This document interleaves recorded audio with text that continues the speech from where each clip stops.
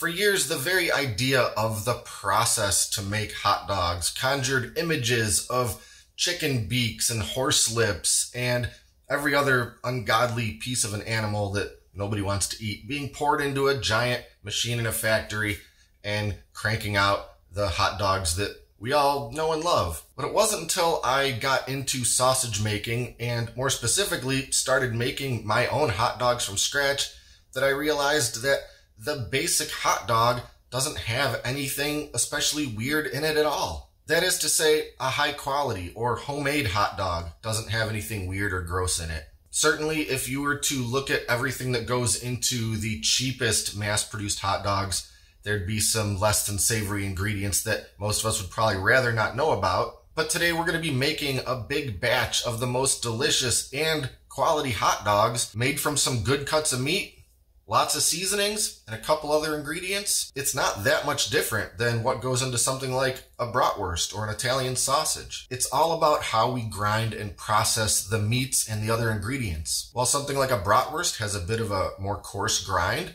and you get some texture when you bite into it. But with hot dogs, we have to grind and process that meat until it is considered emulsified. And that's where we get that very smooth, very untextured consistency when you bite into a hot dog. Then we're going to be stuffing it into some natural casings just like we would with any sausage links. And we're going to end up with more than 5 pounds of beautiful, amazing homemade hot dogs.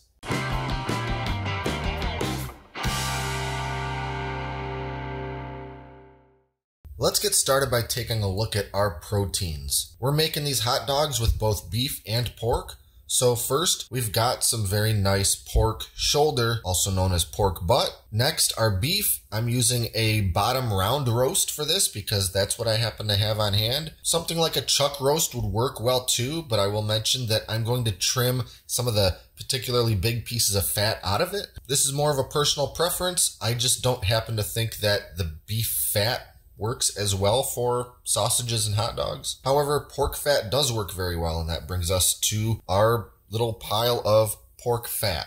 I just go to my butcher and tell them I need some pork fat. It's very cheap, and they pretty much always have it. I think this half pound of pork fat cost less than $1. If you can't find pork fat, you don't have to use it. You can just use the fatty parts of your pork shoulder. It'll still work all right. We're making 5 pounds of hot dogs. And so the quantities, the weights of these are 2.5 pounds of the pork shoulder, 2-pound beef roast, and half a pound of the pork fat. There's no absolute rule for the proportions of these ingredients, the fat to the meat and so forth, but you do want to make sure to have some decent fat content so it's a good, delicious, juicy hot dog. So the first thing I really have to do is trim these up a bit so they'll fit into the meat grinder, pretty much cubes or long, thin strips, so I can feed it into the grinder.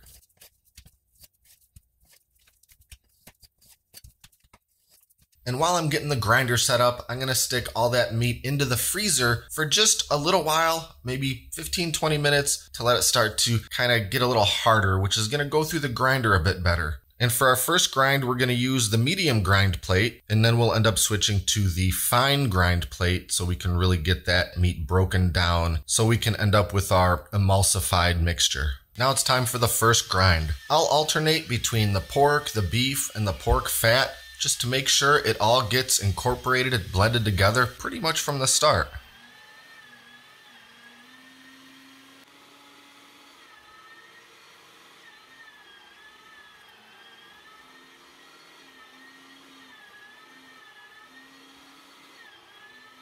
Next, let's take a look at our seasonings. We've got smoked paprika, garlic powder, onion powder, kosher salt, mustard powder, white pepper, ground nutmeg, and a little brown sugar. And I'll just mix them all together so we can add them into our ground meat. Now it's time to add these seasonings to the meat. And to do that, we're going to mix all those dry seasonings with 1 cup of ice water. Now we do this to both help distribute all those seasonings throughout the ground meat, but also to introduce some more liquid, some more moisture into the meat mixture. In sausage making and hot dog making, you don't want your meat mixture completely bone dry, or it's not going to stuff into the casings as well. Not to mention, it won't be quite as juicy. Now we're just going to pour the seasoning water mixture onto the ground up meats and start giving it a really thorough mix with our hands. Don't worry about overworking the meat. It's really not a concern with the hot dog making, especially since we're going to be grinding it all again anyway.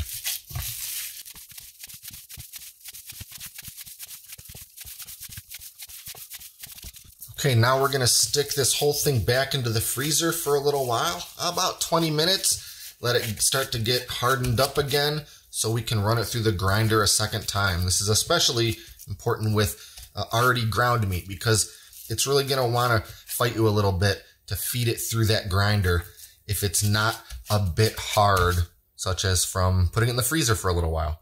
All right, we're switching out the medium grind plate with the fine grind plate. And we're doing our second grind.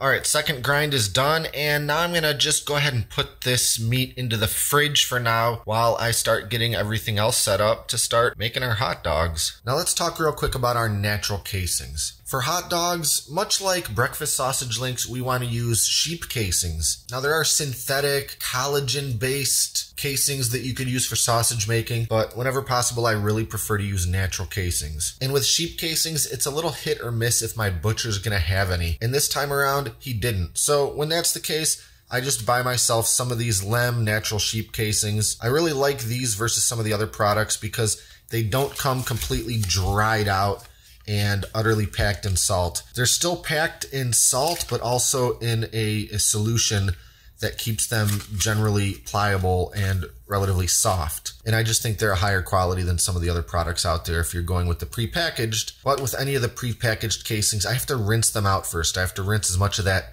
salt and brine liquid off of there as I can. So I'm gonna put a big bowl in the sink and just rinse these as good as I can with some warm water, and then put them into this bowl with some more warm water. All right, the casings are rinsed and I've got them in a bowl of warm water. And one more thing that I'm gonna do is add just a couple tablespoons of white vinegar to this water. And the reason for the vinegar is because it's said to help soften up the casings a little bit more and maybe even make them a little more translucent, which maybe is a little more preferable when making natural casing hot dogs. I'm not certain that I can really tell a difference between when I add the vinegar and when I don't, but it doesn't really hurt anything to throw it in just to be on the safe side. So now I'm gonna let these sit in this water for about 20 minutes while I get my sausage stuffer and everything else together. And then we're gonna be just about ready to start stuffing these hot dogs. This is my Lem 5-pound vertical sausage stuffing machine, and this is what we're gonna be using to make our hot dogs. The operation is pretty simple. I need to fill up the container with meat, and since I have 5 pounds of meat, that should pretty much fill it to the top. Then I'll load the canister into the machine, and we're ready to start going. After giving my casings one final rinse, I'm going to grab one of the long casings and start feeding it onto the tube of the sausage machine. A couple quick notes. Loading the casings onto the tube is probably the most frustrating part of the whole sausage making process. But a couple tips to make this easier. One, buy the upgraded stainless steel stuffing tube from Lem and stop using the kind of crappy plastic ones that come with the machine. Not only does the casing slide on the stainless steel a little better, but the walls of the tube are thinner, which makes the outer diameter of the tube overall a little smaller. Since sheep casings are very narrow, any little bit helps when trying to load these things onto the tube. And tip number 2, if it still seems like you're having trouble getting those casings onto the tube, spray it with just a little bit of cooking spray to lubricate that tube a little bit. When I've got an entire casing loaded onto the tube, I'm ready to start stuffing. To start, I'll pull a little bit of the casing off of the tube at one end and start turning the handle to begin the meat being pushed down and through the tube. This helps get rid of any air that's trapped in the canister or in the tube or even in the end of the casing. As meat starts to come into the casing, I'll tie the end of the casing off and continue cranking and filling until the entire casing has been filled with meat. It takes a little bit of practice to get the technique down on this step. It's important not to overstuff the casings because you need a little bit of leeway when it's time to start twisting your one giant hot dog into individual links. And if at any point I get a bubble of air trapped in the casing that's kind of screwing up the flow, I'll use my little sausage pricking tool and just poke a tiny hole and let the air escape out of it. Most of the time, this hole is too small for any of the filling to work its way out of it, so don't worry about that. As I crank with my right hand, I'll use my left hand to sort of modulate the pressure around the tube, allowing the casing to pull itself off of the tube as the meat fills the casing up. Every few inches or so, I'll give the long, big hot dog on the counter a bit of a curl just to save space on the countertop, and I end up with one big spiral of hot dog. And when I get to the end of the casing, I'll just make sure to leave a good couple or few inches without any meat stuffed into them, pull it off the tube, and just tie it off just like I did at the beginning.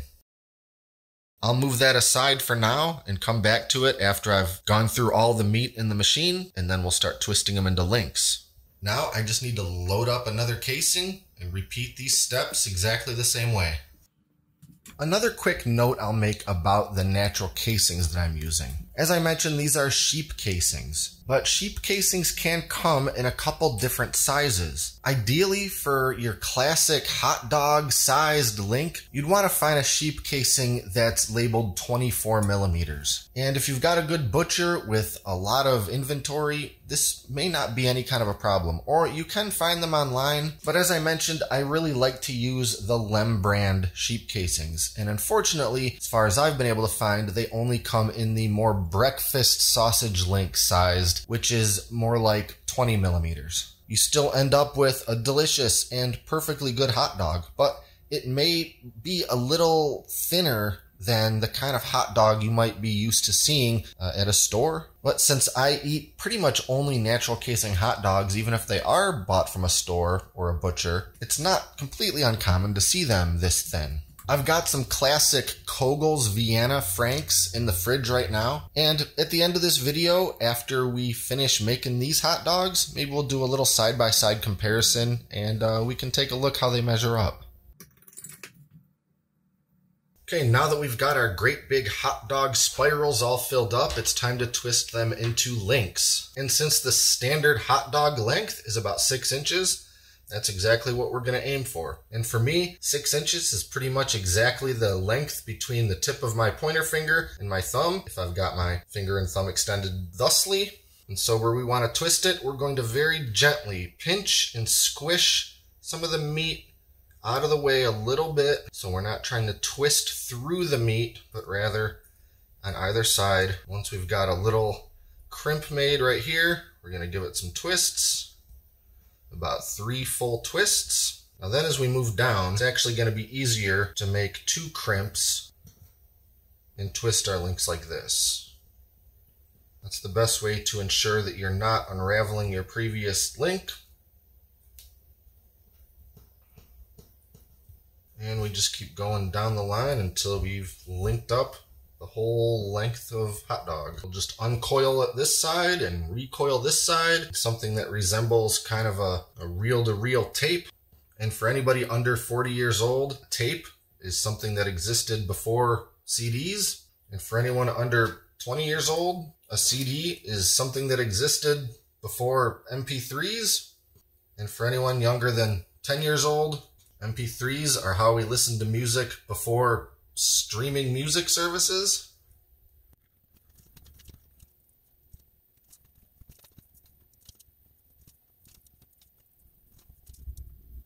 And now I just have to do the same thing to my second coil of hot dog. Now we're at the point where if we were making sausages of some sort, they'd be pretty much done, ready to either cook or flash freeze and package up for the freezer. But because these are hot dogs, there's still another step that we have to do, which is to pre-cook them. Hot dogs from the store are ready to eat right out of the package, and we want the same thing here. So I'm going to fill up a big pot with some water, and I'm going to go ahead and drop my whole spiral of linked up hot dogs in there. I'll just do one at a time so I don't overcrowd the pot. And now I want to heat that water up until it gets to a low simmer. I don't want to boil these per se, but I do want to simmer them on pretty low. And once we reach that simmer, we'll let these hot dogs go for 20 minutes. After 20 minutes is up, we're going to pull those links out of the hot water and put them into some cold water for just a few minutes to basically stop the cooking process. And once our hot dogs are completely cooled down, I'm going to lay them all out on a couple of dish towels and sort of pat them dry and let them air dry for a few minutes, because when I put them in the fridge or freezer, I don't want them to be soaking wet. And now that our hot dogs are nice and dried off, we're going to go ahead and separate them into individual links. So using a very sharp knife, I'm just going to slit the twist between each one, and that's all there is to it.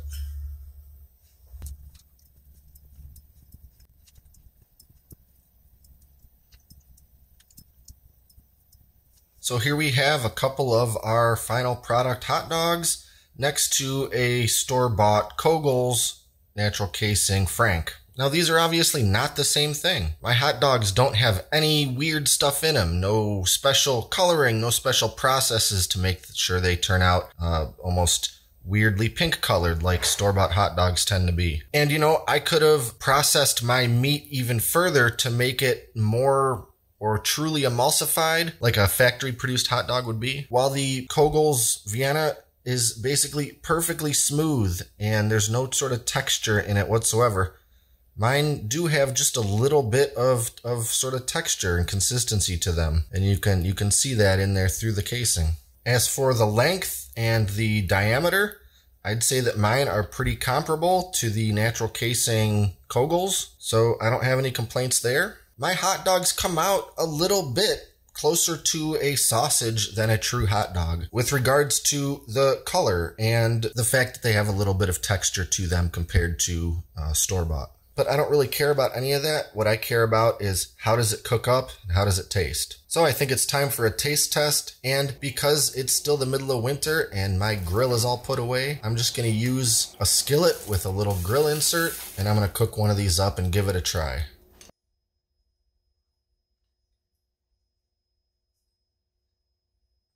That right there tastes like a hot dog, and a pretty darn tasty hot dog. Normally, if I'm going to go to these lengths, it's to make something like my Italian sausage or maybe my breakfast sausage links. But from time to time, I do like making a batch of the homemade hot dogs. And with this batch right here, I should have enough to last me a good while. Now the last thing I'll mention is how I go about freezing them. Just like I do with my other sausage links, I'll put some parchment paper down on some baking sheets, lay the links all out, flash freeze them in the freezer for maybe just about 45 minutes to an hour and a half until they're basically hard. Then I'll put them in vacuum seal bags, usually 2 links per bag for something like a brat or an Italian sausage, or maybe 4 for breakfast links. Vacuum seal them, throw them in the freezer, and they're going to be good for a year or more. It's absolutely no different with the hot dogs, except when you thaw them out, they're already pre-cooked. So heat them up in whatever way you prefer, and enjoy. Be sure to like and subscribe and stay up to date with all our latest stuff, including, of course, food videos. Thanks for watching, and until next time, this is Great Lakes Prepping.